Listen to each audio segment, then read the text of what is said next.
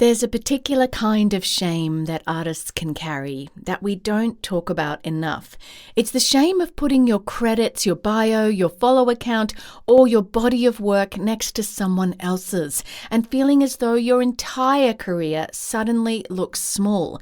And it's not because you haven't achieved anything or done nothing, because sometimes you've actually done a lot. But the proof that you have may not be the kind of proof that this particular room or audience knows how to read. And suddenly you are not simply thinking they have more credits than I do. You're thinking maybe I'm not as accomplished or valuable as I thought I was. Welcome to the Healthy, Wealthy, Wise Artist Podcast. I'm Lara Bianca-Pilcher, author of Audacious Artistry, keynote speaker, life and creativity coach, and fellow artist. This is the podcast for artists and creatives who still feel called to create, but are tired of striving, comparing, waiting for permission, and wondering if their work still matters. Here, we talk honestly about the inner life of being an artist, the doubt, the courage, the burnout, the money, the waiting, the visibility, and the audacity it takes to keep showing up. Let's begin. Artists live with these visible scoreboards everywhere. For an actor, it may be IMDb credits or theatre credits.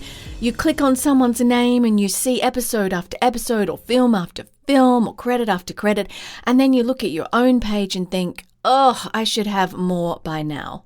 For a dancer or a musical theatre performer, it may be the biography in the program that you read. Someone else's bio is full of companies and theatres and tours and choreographers and roles. Yours may be shorter, even if it cannot possibly capture everything that you have lived, learned, taught, created, or contributed. For a musician, it may be the number of albums released or downloads on Spotify or followers. For a writer, it may be the number of books that are published and which publisher they are published with. For a visual artist, it may be exhibitions or sales or gallery presentations or the size of an Instagram audience. One artist might have 50,000 followers and you have 500, even though you might have studied at the top school for your art form. They may be the same age as you, or they may have started later, but the difference is really public, and this is what makes it so visceral. It's not just that you know that they're further ahead in a particular area. It is that other people can see that very public difference too. Almost every artistic event I attend, or thing that I get asked to do, from interviews to whatever, they ask for my bio. And that means that I'm regularly required to reduce decades of artistry, training, teaching, performance, speaking, writing, coaching, and creating into a short paragraph or a few. And a bio cannot hold a whole life.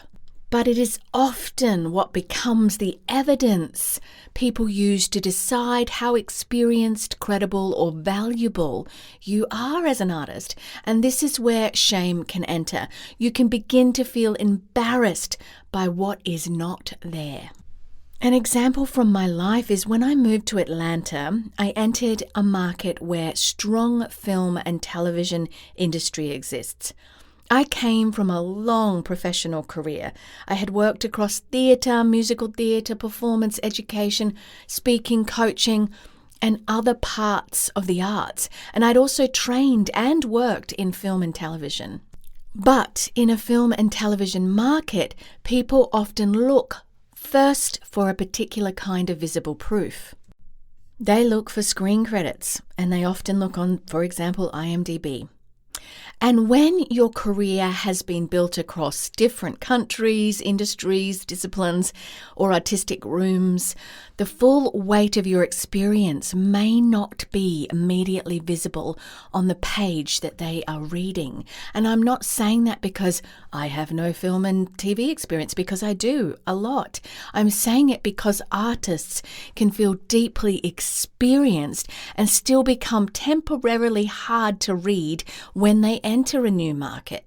Because you could have a 20-year career and still look new in a particular room because of how that setup in that room is. You can be accomplished and still appear to be starting again. You can carry years of wisdom that do not fit neatly into the currency that industry is currently counting as worthy. And even when you know all of that intellectually, it can still hurt. It can still make you feel not enough or exposed. It can still make you wonder whether everybody else thinks you are less accomplished than you really are. Now, these visibility markers are not meaningless.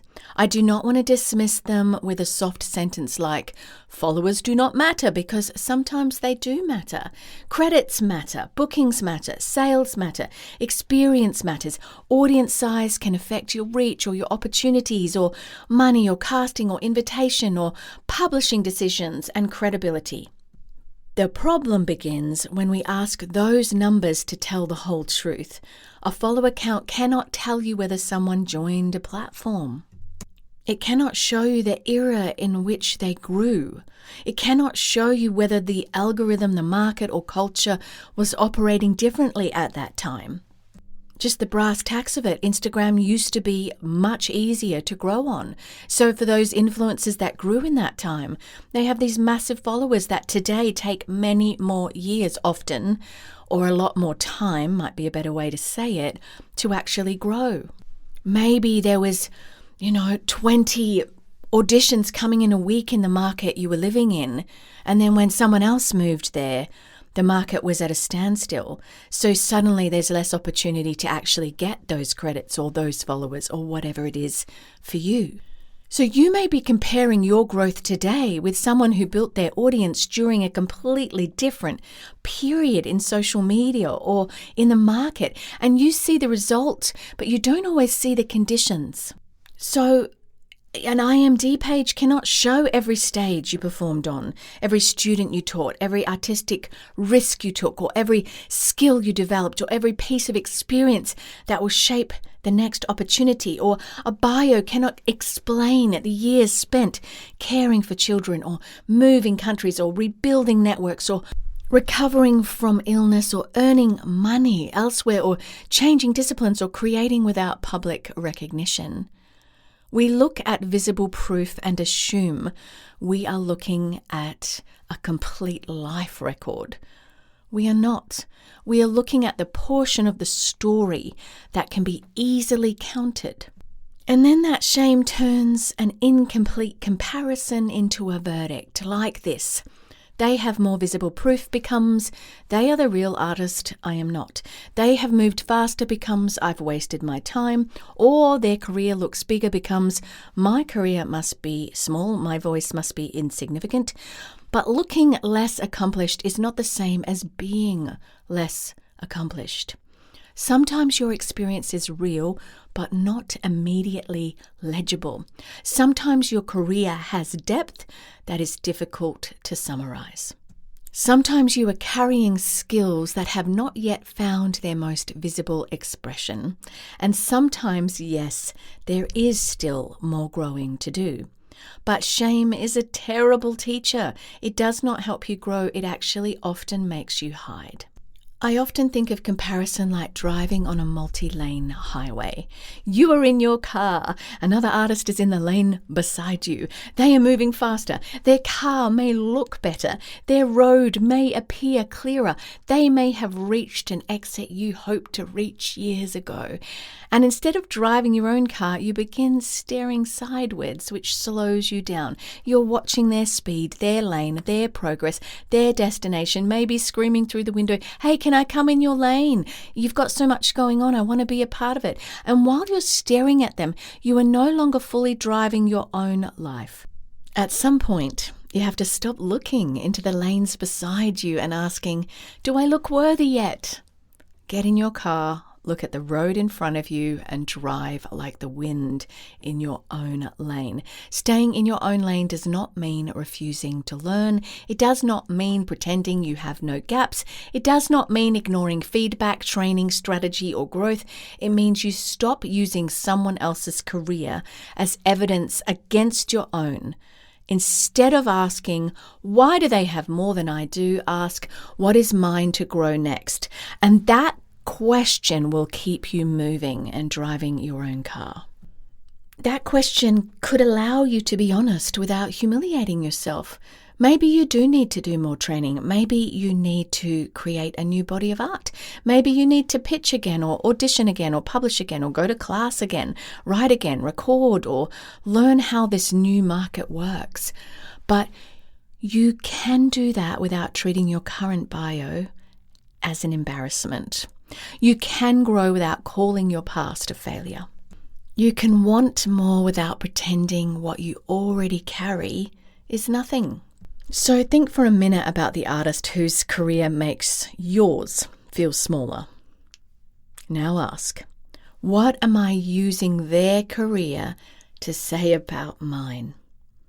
Am I using their credits to tell me I am inexperienced? Their followers to tell me that I am irrelevant? Their income, if you know what it is, to tell me that I'm unsuccessful? Their opportunities to tell me I have missed my chance? Name the verdict you're placing on your own life and then replace that comparison question with, what is mine to grow next? Not what do I need to do to become them, not how do I catch up, what is mine to grow next? If this episode stirred something in you, my book Audacious Artistry goes deeper into the inner life of being an artist, including how we grow, face difficulty, take action, and keep creating when the visible proof is not arriving as quickly as we hoped. You can also get the free 10-week group study guide and walk through the book on your own with a friend or with a group of artists. Head to larabiancapilcher.com/book. So in closing, where have you confused having less visible proof with having less value?